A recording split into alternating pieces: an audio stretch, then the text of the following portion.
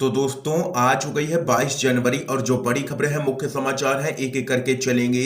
तमाम बेहद बड़ी अपडेट्स आप तक आगे इसी वीडियो के माध्यम से पहुंचाएंगे, इसलिए लगातार हमारे साथ आगे इसी वीडियो में बने रहिएगा। तो वहीं दोस्तों खबरों की तरफ चलने से पहले आप लोगों से एक छोटा सा निवेदन है कि अगर आप लोग भी यूपी के आगामी विधानसभा चुनाव में सत्ता परिवर्तन की लहर को देखते हैं और बीजेपी की करारी हार होते हुए देखते हैं तो अभी इस वीडियो को लाइक कीजिएगा, चैनल को फ्री में सब्सक्राइब करके बेल के आइकन को जरूर दबाइएगा दोस्तों और कमेंट बॉक्स में कमेंट कीजिएगा जय हिंद जय भारत। दरअसल दोस्तों पहली बड़ी खबर आप लोगों को बताते चले, यूपी चुनाव ओम प्रकाश राजभर ने भाजपा को लिया है निशाने पर, बोले अपर्णा यादव को किस गंगा जल से धोया है। जी हां दोस्तों आप लोगों को बताते चले, यूपी में चुनाव की तारीख नजदीक आते ही सियासी हलचल अब तेज हो गई है। ओम प्रकाश राजभर ने एक बार फिर से भाजपा पर जोरदार हमला किया है। ओम प्रकाश राजभर ने कहा है कि यूपी में ऑल इज वेल, 10 मार्च को यूपी में 10 बजे बाजा बजेगा, चल सन्यासी मंदिर में। इसके साथ ही ओपी राजभर ने दावा किया है कि 10 मार्च को अखिलेश यादव की हम लोग सरकार बनाएंगे। अपर्णा यादव को बीजेपी में शामिल कराने पर ओपी राजभर ने कहा है कि बीजेपी ने गलत निर्णय लिया है। उन्होंने अपवित्र आदमी को बीजेपी में शामिल करा लिया है। जब अखिलेश यादव की सरकार चली गई तो योगी सीएम बने, उन्होंने मुख्यमंत्री आवास को गंगा जल से धोया। उनके लिए अखिलेश यादव अछूत थे तो उन्होंने एक अछूत को क्यों शामिल कराया। अपर्णा यादव को किस गंगा जल से धोया है। उन्होंने कहा है कि अपर्णा यादव के पास कोई भी वोट बैंक नहीं है, वो खुद का वोट खुद को ही दे दें, वही बहुत बड़ी बात है। ये यहां पर ओम प्रकाश राजभर ने भाजपा को घेरा है। एक और बड़ी खबर बताते चलें दोस्तों, एक बड़ा सर्वे सामने निकल के आया है। अगर आज लोकसभा चुनाव हुए तो अपने दम पर बहुमत नहीं हासिल कर सकेगी बीजेपी। जी हां दोस्तों, इंडिया टुडे के मूड ऑफ द नेशन पोल में बीजेपी को झटका लगा है। यह पोल कहता है कि अगर आज लोकसभा के चुनाव होते हैं तो एनडीए को 296 सीटें मिलेंगी और बीजेपी को 271, जबकि 2019 के लोकसभा चुनाव में बीजेपी ने अकेले दम पर 303 सीटें जीती थी और एनडीए को 353 सीटों पर जीत मिली थी। अपने दम पर केंद्र में सरकार बनाने के लिए 272 सीटें चाहिए। पिछले लोकसभा चुनाव में बीजेपी के प्रदर्शन से तुलना करने पर साफ पता चलता है कि पार्टी पिछड़ रही है और जनता में बीजेपी को लेकर के नाराजगी दिन पर दिन बढ़ती जा रही है। ये यहां पर दोस्तों सर्वे सामने निकल के आया है। आप लोगों की क्या कुछ राय है, अगर आज लोकसभा चुनाव हुए तो भाजपा को कितनी सीटें मिल सकती हैं। आप लोग अपनी राय जरूर बता सकते हैं कमेंट बॉक्स में। अगली अपडेट बताते चले दोस्तों, अमर जवान ज्योति हटाने के खिलाफ यूथ कांग्रेस का प्रदर्शन, फूका है सरकार का पुतला, बीजेपी पर शहीदों के अपमान का लगाया है आरोप। जी हां दोस्तों, राजधानी दिल्ली में इंडिया गेट पर स्थापित अमर जवान ज्योति की मशाल की लौ नेशनल वॉर मेमोरियल की लौ में मिलाए जाने के खिलाफ यूथ कांग्रेस ने विरोध मार्च निकाला है। यूथ कांग्रेस ने बीजेपी पर शहीदों के सम्मान के साथ ओछी राजनीति करने का आरोप लगाते हुए कहा है कि बहुत दुखद है कि हमारे वीर जवानों के लिए जो अमर ज्योति जलती थी उसके लिए सरकार यह तर्क दे रही है कि बजट की कमी के चलते यह निर्णय लिया गया है। और वहीं आप लोगों को बताते चले, हजारों यूथ कांग्रेस के कार्यकर्ता दिल्ली की सड़कों पर उतरे और मोदी सरकार के खिलाफ नारेबाजी करते हुए अमर जवान ज्योति हटाए जाने का यहां पर उन्होंने विरोध किया है। इस दौरान युवा कार्यकर्ताओं ने विरोध में मोदी सरकार का पुतला दहन भी किया है। ये यहां पर दोस्तों बड़ी अपडेट है। अगली खबर बताते चलें, धनबाद जज हत्याकांड में सीबीआई की थ्योरी हाईकोर्ट में की गई है खारिज, कहा क्या आरोपियों को बचाने के लिए गढ़ी जा रही हैं दलीलें। जी हां दोस्तों, झारखंड के धनबाद के एडिशनल जिला जज उत्तम आनंद की हत्या के मामले में सीबीआई जांच की थ्योरी झारखंड हाई कोर्ट ने सिरे से खारिज कर दी है। इस मामले की सुनवाई करते हुए हाई कोर्ट के chief justice doctor Ravi Ranjan और जस्टिस एसएन प्रसाद की पीठ ने कहा है कि सीबीआई की इस थ्योरी में कोई भी दम नहीं है कि अपराधियों ने मोबाइल छीनने के लिए उनकी हत्या की। अदालत ने कहा है कि सीबीआई अगर इस मामले का खुलासा नहीं कर पाती है तो यह उसकी साख पर सवाल है। सीबीआई कोर्ट के सामने कहानी कुछ बता रही है और सबूत कुछ और कह रहे हैं, ये यहां पर कहना है हाई कोर्ट का, और जबरदस्त तरीके से सीबीआई को लगा दी है फटकार। एक और बड़ी खबर आप लोगों को बताते चलें, लखीमपुर खीरी पहुंचे हैं किसान नेता राकेश टिकैत, दे दी है बड़ी चेतावनी, कहा सरकारें गलत काम करेंगी तो एक बार फिर से होगा आंदोलन। जी हां दोस्तों, आप लोगों को बताते चलें, लखीमपुर खीरी पहुंचे किसान नेता राकेश टिकैत ने सरकार को बड़ी चेतावनी दे डाली है।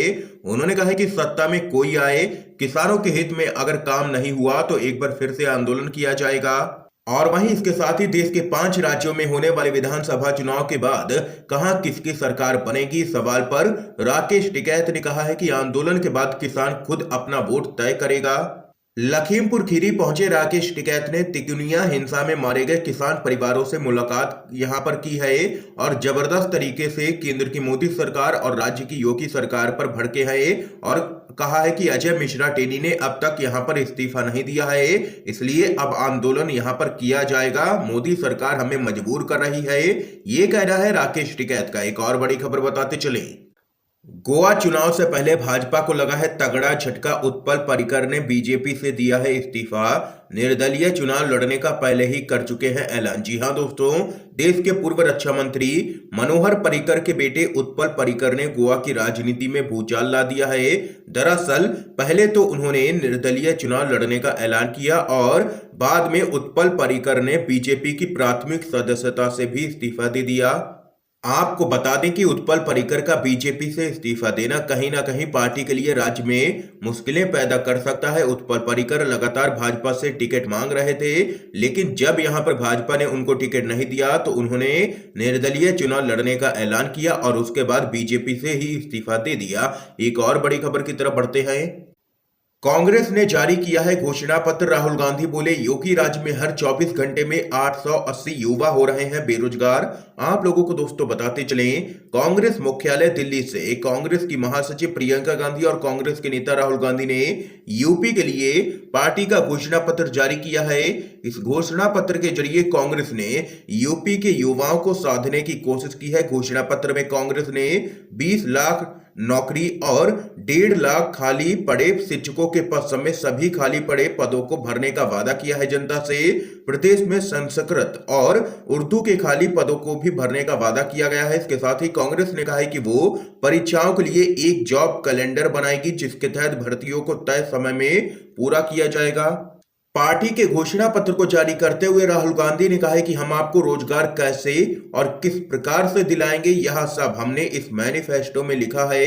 ये यहाँ पर राहुल गांधी और प्रियंका गांधी ने पार्टी का घोषणा पत्र जारी किया है और योगी सरकार को लिया है निशाने पर। एक और बड़ी खबर बताते चलें, उत्तराखंड के विधानसभा चुनाव से पहले बीजेपी को लगा है बड़ा झटका। खत्म हुआ सस्पेंस, एक बार फिर से कांग्रेस में शामिल हुए हैं हरक सिंह रावत। कहा, बीजेपी को ही हराना अब हमारा लक्ष्य है। जी हां दोस्तों, आप लोगों को बताते चले, बीजेपी और पुष्कर सिंह धामी कैबिनेट से बर्खास्तगी के बाद आखिरकार हरक सिंह रावत कांग्रेसी हो गए हैं। हरक सिंह रावत ने दिल्ली स्थित कांग्रेस के वार रूम में वरिष्ठ कांग्रेसी हरीश रावत और देवेंद्र यादव के समक्ष कांग्रेस ज्वाइन की है।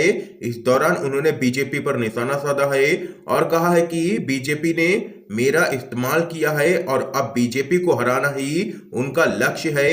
ये यहाँ पर बीजेपी को तगड़ा झटका लगा है दोस्तों। एक और अपडेट बताते चलें, पश्चिम बंगाल बीजेपी में बगावत हो चुकी है तेज। केंद्रीय मंत्री समेत कई बड़े नेता छोड़ सकते हैं पार्टी। जी हां दोस्तों, पश्चिम बंगाल की बीजेपी इकाई में गुटबाजी उभर करके सामने आ गई है और राज्य भाजपा नेताओं ने केंद्रीय मंत्री शांतनु ठाकुर और अन्य नेताओं के खिलाफ पार्टी विरोधी गतिविधियों को बढ़ावा देने के मामले में केंद्रीय नेतृत्व को अवगत कराया है। इस मामले में राज्य के 10 विद्रोही नेताओं को जिम्मेदार ठहराया गया है। ये यहाँ पर दोस्तों देख सकते हैं कि बीजेपी को एक और तगड़ा झटका दे सकती है पश्चिम बंगाल की मुख्यमंत्री ममता बनर्जी और बीजेपी के कई नेता यहाँ पर बागी होते हुए नजर आ रहे हैं, जिनमें केंद्रीय मंत्री भी शामिल है।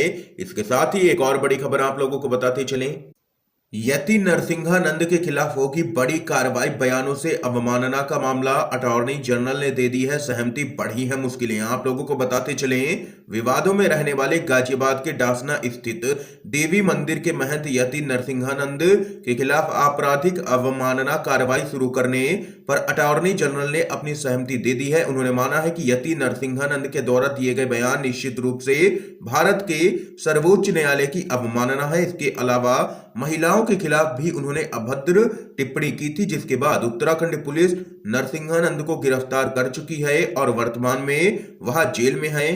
और यहां पर आपको बता दें कि कोर्ट भी उनकी जमानत अर्जी को खारिज कर चुका है। मुश्किलें यति नरसिंहानंद की बढ़ती हुई नजर आ रही हैं। दोस्तों एक और अपडेट की तरफ बढ़ते हैं, दिल्ली के मुख्यमंत्री पर मानहानि का मुकदमा करेंगे सीएम चन्नी। कहा, दूसरों की छवि बिगाड़ना केजरीवाल की आदत है। जी हां दोस्तों, पंजाब के मुख्यमंत्री चरणजीत सिंह चन्नी ने कहा है कि वह दिल्ली के अपने समकक्ष अरविंद केजरीवाल के खिलाफ मानहानि का मामला दर्ज करवाएंगे, क्योंकि उन्होंने उनके भतीजे पर ईडी की छापेमारी के मद्देनजर उन्हें बेईमान आदमी बताया। चन्नी ने मीडिया से कहा है कि मानहानि का मुकदमा दायर करेंगे अरविंद केजरीवाल पर। ये यहां पर दोस्तों इस समय की आज की सभी बड़ी खबरें थी जो हमने आप लोगों तक पहुंचाई हैं यूएनवीडीवी के माध्यम से।